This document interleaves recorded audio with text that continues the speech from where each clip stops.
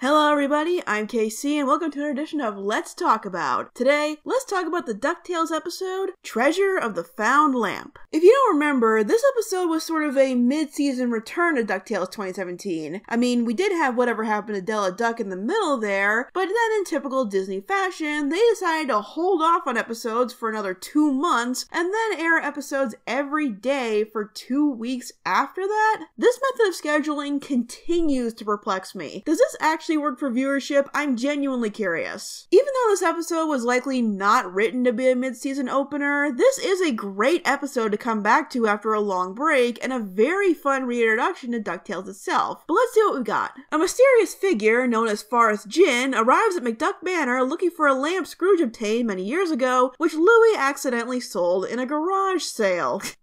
So Scrooge and Webby send Djinn on a wild goose chase while the boys wander around Duckburg to find the lamp before dawn. You know, seeing the triplets on an adventure together on their own is surprisingly rare. Usually it's just one of them per episode with another character, or they get separate subplots. But seeing them on the main quest together with just the three of them is really refreshing since, while they have ventured off on their own before, it doesn't seem to be as common as you might think. Now let me elaborate a bit more on this being a great return to the series after the hiatus. The boys' quest to find the lamp leads them down a trail consisting of many returning characters. Once you realize that that's what they're doing, it's really cool to see the story unfold, wondering who the kids will bump into next, from Duckworth to Gladstone to the ever-disturbing doofus Drake.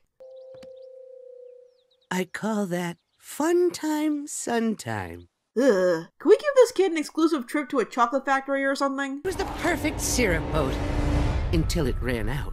Suspense is terrible. He's gonna go this time. I hope it'll last. Though I have to admit, Gladstone's appearance was my personal favorite. To me, it's the cameo with the most details packed into it. From Louie pocketing some of his diamonds, to his theme music from his first appearance playing before he's properly revealed to give even more of a clue, to the blimp. There's just something about Gladstone with a blimp that I love. I really hope it becomes a recurring thing. And the cameos don't end in Duckburg because Scrooge and Webby distract Djinn on Ithaquack with Celine's help. It's one of those episodes that's really rewarding to longtime viewers who might have wanted to see more of the extended cast. One of the things about an adventure show like DuckTales is that there are a lot of one-off characters. But because each episode has its own needs, these characters become so memorable that seeing so many of them again becomes a treat on its own. And using this plot as a way to do that helps keep the episode focused in between all the fan service, with each piece being set up and paid off beautifully. Nothing feels forced. Not to mention, I love how these plots get started. I'm sure it'll never be mentioned again, but you could use the fact that Louie sold off a bunch of ancient relics from Scrooge's garage to random strangers on a whim as an excuse for so many crazy scenarios. And of course, there's Webby's fake adventure. Even if it's just a distraction, Webby having to orchestrate a fake quest for Djinn is so cute and funny. Some of the best Webby antics we've gotten in season 2 so far. And there are some pretty fun moments of the team trying to stall Djinn, but it turns out he's just too good at the trials they set up for him. Those tougher than you have been stumped by the miner. Nothing.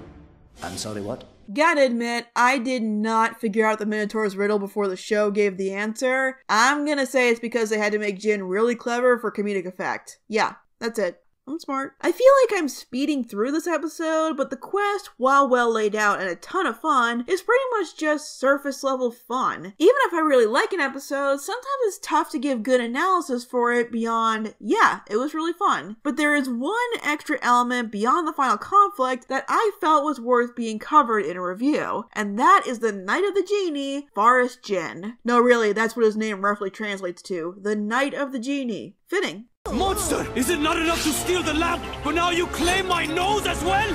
Well, there I go. I've gotten carried away and alienated everyone again. Djinn is an interesting point of conversation because once again, he is a reworked version of an 80s DuckTales character, Djinn, who is a secondary antagonist in the DuckTales movie that this episode gets its name from. And, well, let's just say that our relationship with Middle Eastern characters and media has gone through some ebb and flow in the last 30 years.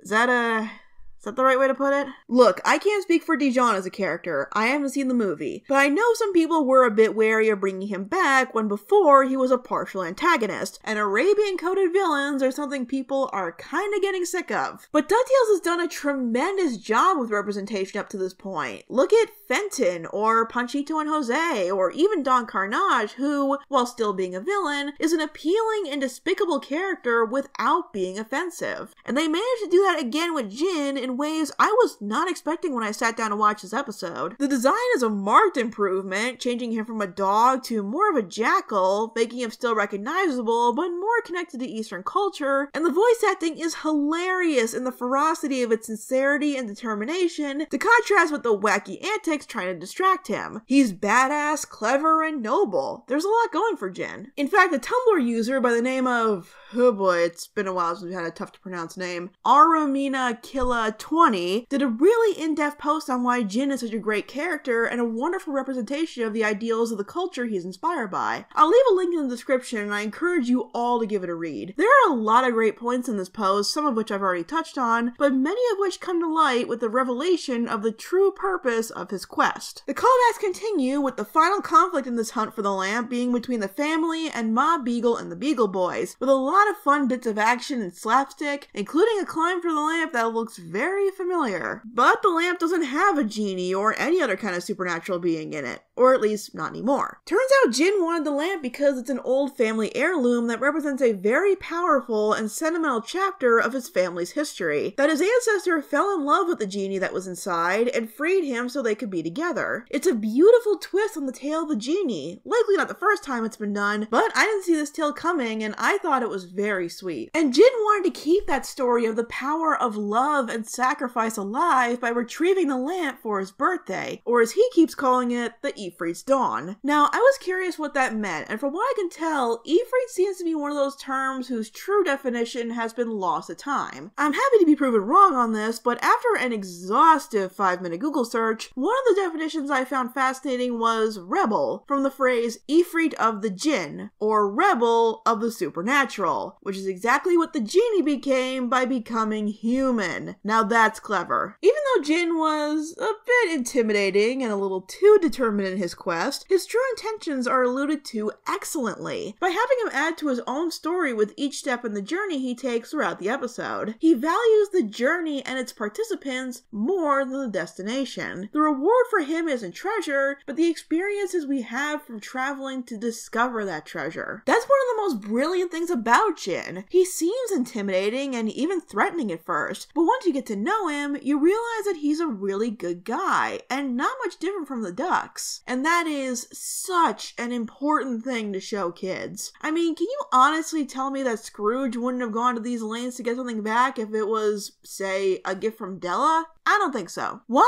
it is at its core a one man's trash is another man's treasure story, it's presented in such an unexpected and impactful way. And I love it when cartoons can take a classic story and lesson and add some more depth to it when they approach it, which is exactly what this episode does. It's shown in the beginning that despite Scrooge acquiring some pretty fascinating relics, he doesn't show much interest in them if there's not something to gain from them. Money, magic, satisfying personal curiosity, etc. It's a side of Scrooge that we've been shown since the very beginning, with the mere fact that he keeps most of these ancient antiquities in his garage, but something I never really thought twice about until now. But I love how this episode takes a message we've seen time and time again and adds a dimension that the most valuable things about keeping relics around is for the stories connected to them. I really love the philosophy of preserving things not for some kind of monetary gain, but to be reminded of the history and lives they envelop. We're all stories in the end.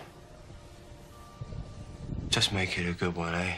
Look, I promise I'll use a 10th Doctor clip next time, but come on, that was too perfect to turn down. This even leads to Scrooge creating a wing in the Duckburn Museum for all the artifacts in his garage. Well, it's about time. I'm shocked he didn't do that already. Like he said, it is tax deductible. And find a great note to end this awesome adventure on. Overall, Treasure of the Found Lamp is kind of the quintessential DuckTales adventure. It's both a good example of what the show is capable of on an episodic level to newcomers, and a reward and welcome back to form for longtime viewers. The humor and performances are very entertaining, the pacing doesn't waste a second of its runtime, the cameos are well implemented into the quest without bogging the episode down in fan service, and it continues the DuckTales reboot's track record of wonderful representation in their diverse characters, as well as the trend of using classic morals to present more meaningful stories. While I could see some of the standalone episodes being an acquired taste, this is an episode that any fan of the DuckTales reboot or even classic DuckTales could get something out of. It's a vast treasure hunt that puts the value of family above all else, and there's not much more DuckTales than that. Thanks for watching, and I'll see you guys